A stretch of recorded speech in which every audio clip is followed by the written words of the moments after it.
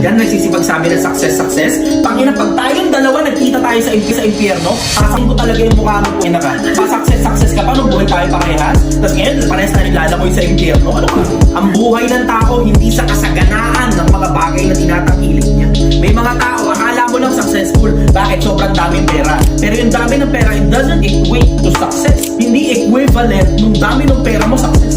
Hindi ganun. Bakit? Meron akong mga kilalang mga tao na jackass, straight as sobrang daming pera pero sira ulo.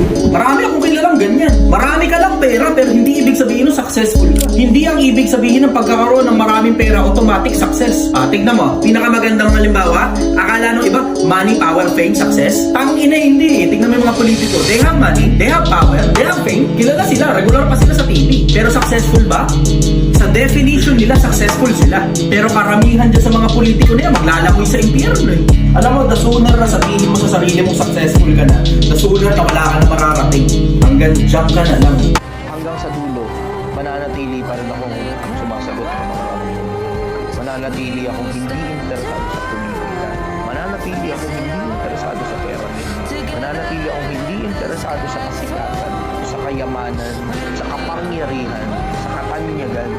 Mananatili pa rin akong sumasagot sa mga tanong ninyo sa pag-ibig at sa pagmamahal sa akin.